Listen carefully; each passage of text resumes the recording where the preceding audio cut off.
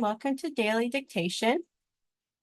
This week we're looking at the topic of friendships and social relationships at a high intermediate level.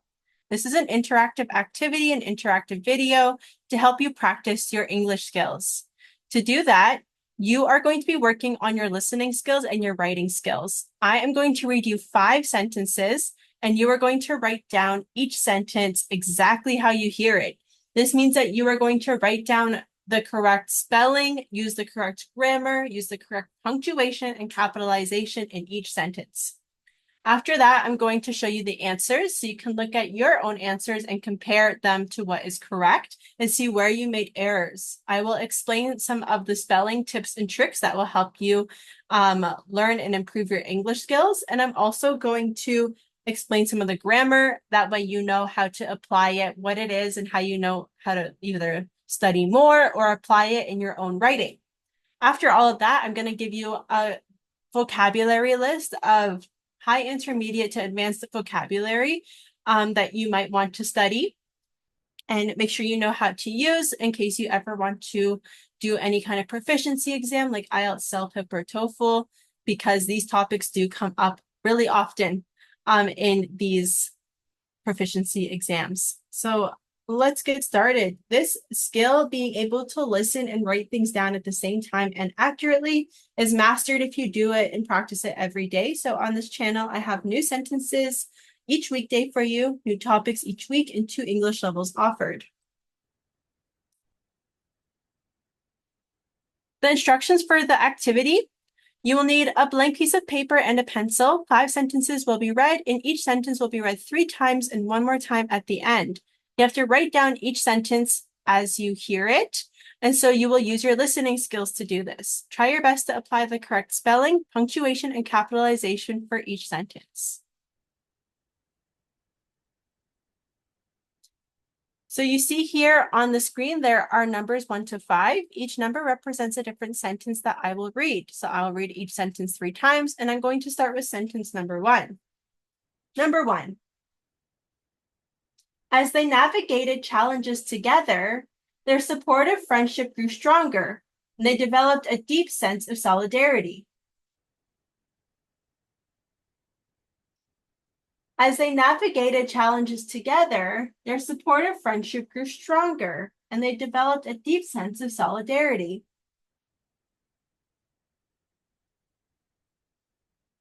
As they navigated challenges together, their supportive friendship grew stronger, and they developed a deep sense of solidarity. Number 2. Her affectionate words made him feel valued, while her empathy allowed her to truly understand his feelings.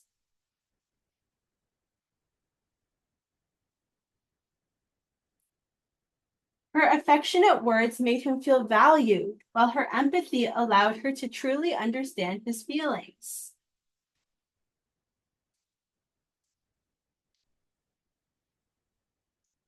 Her affectionate words made him feel valued, while her empathy allowed her to truly understand his feelings. Number 3. While his trustworthiness earned him the respect of his peers, it also led to a rewarding mentorship that benefited many newcomers. While his trustworthiness earned him the respect of his peers, it also led to a rewarding mentorship that benefited many newcomers.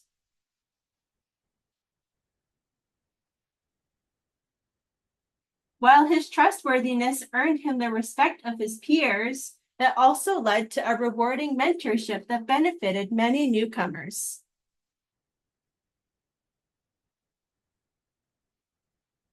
Number 4.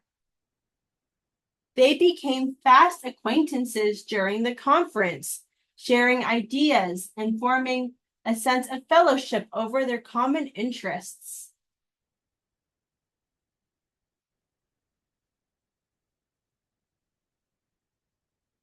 They became fast acquaintances during the conference, sharing ideas and forming a sense of fellowship over their common interests.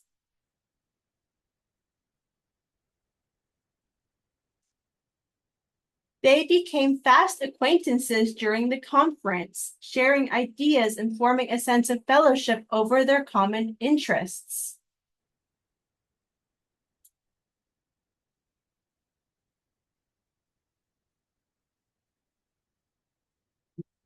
Number 5. Though the group faced difficulties, their solidarity inspired resilience, proving that supportive friends could overcome any obstacle together.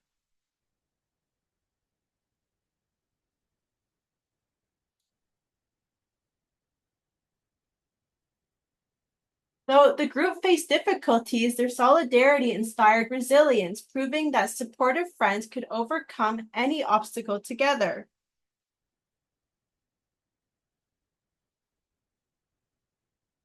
Though the group faced difficulties, their solidarity inspired resilience, proving that supportive friends could overcome any obstacle together.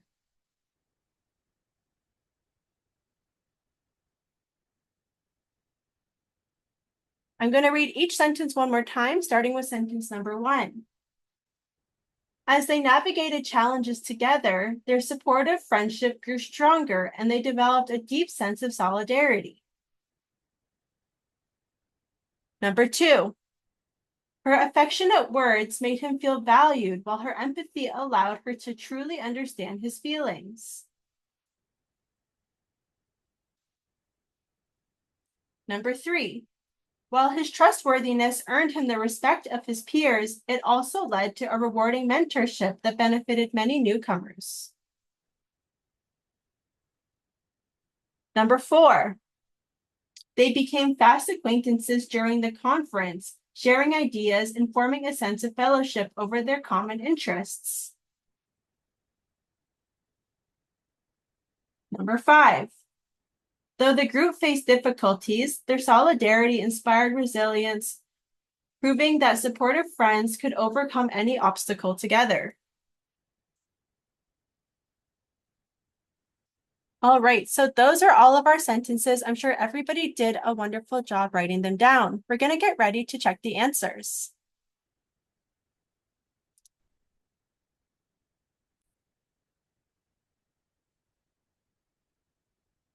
If you found that the speaking in the video was a little bit fast, you can listen again and adjust the playback speed to make the video go slower. Just check the settings in the video. If you just need to listen to specific sentences again, check the description for timestamps, and this will help you listen to specific sentence numbers. We're going to get ready and look at the answers. Starting with number 1. As they navigated challenges together, their supportive friendship grew stronger and they developed a deep sense of solidarity. So we have a lot of different components in this. So we have 2 commas. We're starting with a conjunction, the word as. So as they navigated challenges, we have SVO. And so we're going to be splitting our sentence up when we have SVO, SVO, SVO. So we're starting with conjunction as, so we know we're going to need a comma after this clause. So they is a subject, navigated is the verb, and challenges is the object. Their supportive friendship. So this is our next bit. Their supportive friendship is the subject.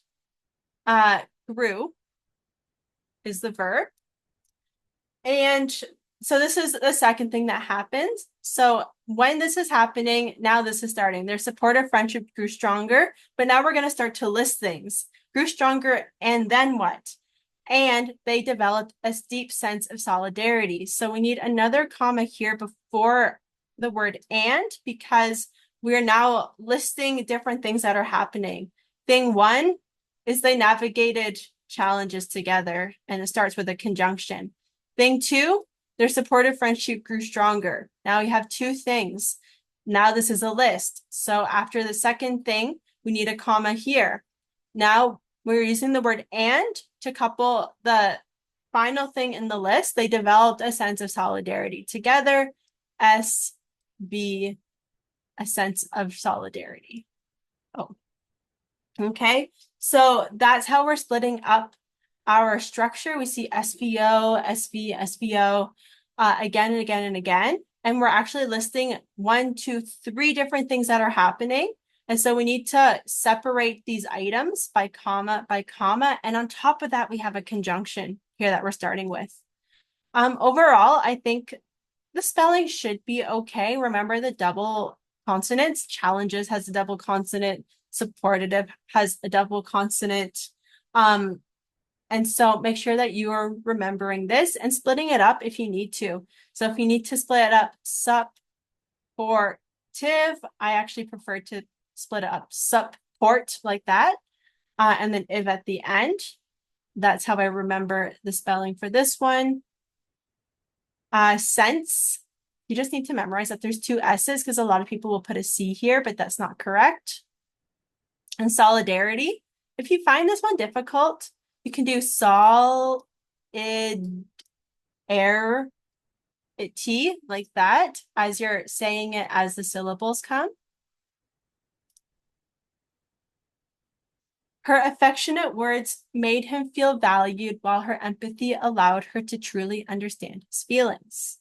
Now for this one, we have one thing. Her affectionate words made him feel valued, while at the same time, her empathy allowed her to truly understand his feelings. Now, because we have our conjunction is right in the middle here, we don't need a comma. So we don't need a comma between these things because our conjunction is in the middle. Her affectionate words made him feel valued, while her empathy allowed her to truly understand his feelings. So if we're going to put it in a different order, and we start with the word while at the beginning, while her empathy allowed her to truly understand his feelings, her affectionate words made him feel valued. If we do it like that, then we're going to need a comma after the first clause, but here we don't because it's coming right in the middle. Affectionate came up again today. And hopefully you remembered from yesterday that we do have an A at the beginning, not an E. A lot of people will get it mixed up with the word affect, like I said before, like that. That's the word affect, and that's actually a noun. And it's different than the idea of affection, which is showing love, showing caring. So affectionate comes from the word affection. Affection is a noun as well, and this is the adjective form. The adjective form of affect is affective, like that. So it's completely different. So don't get those mixed up. Other than that, I think the spelling should be okay at this level of English. If you do have difficulty with the word empathy, split it up, empath-y, like that. Otherwise, I think the most difficult word is affectionate because a lot of people get the E and the A at the beginning mixed up due to the other word affect. Number 3, while his trustworthiness earned him the respect of his peers, it also led to a rewarding mentorship that benefited many newcomers. So now for this one, we're starting with the conjunction while, and it's coming right at the beginning. So we know after this clause, we do need a comma, and then we're going to start with it, which is our subject, led is our verb, and rewarding mentorship is our object. So because we have this to follow, we can kind of look at our subject and say, okay, because we have a subject there, maybe that's a signal that we need to put a comma before that starts. I look at my conjunction at the beginning of the sentence, while. Okay, so that tells us too that probably we're going to need a comma there. When we start with a conjunction at the beginning, we're going to put the comma after that clause, just like we did up here. Trustworthiness, we've had this before. If you have a hard time spelling it because it's such a long word, split it up into 3. Trust, worth, e-ness. So actually split it up into 4 to come into the order of the syllables. Trustworthiness. When you single out this I, that also kind of reminds your brain that you're going to want to emphasize this I and put the stress on it when you're talking. And that's going to have the correct syllable stress for you so you can sound more like a native speaker. Other than that, the words here in the first clause aren't too crazy. Let's look at the second clause, rewarding. For this one, you might want to split it up. Reward and ing. And actually rewarding here, usually when we have an ing word, it's a verb. And the second most common thing is this is a gerund, it's acting like a noun. Here, it's actually an adjective, and this is pretty rare, but keep this in mind. Some adjectives have the ing form, and this is one. Amazing is another one. Mentorship, she split this in two. Mentor, even if that's too hard, mentorship, like that. Benefit, you might just find this one difficult because of all the E's on either side. So I would split it up like be, ni, fit. And then if it's a verb and you need to add the ending ed, you can do that. Number 4, they became fast acquaintances during the conference, sharing ideas and forming a sense of fellowship over their common interests. This is a very long sentence, and we do need a comma here. Now, this does follow different form because we don't have any conjunction at the beginning or anything like that. So how do we know that this has a comma? Well, they became fast acquaintances during the conference. This is one single idea. Sharing ideas and forming a sense of fellowship over their common interests. So for this one, we actually could put preposition by here because it's showing us how they became fast acquaintances through the process of sharing ideas and forming a sense of fellowship over common interests. So that shows us it. And we could use the preposition by to show that.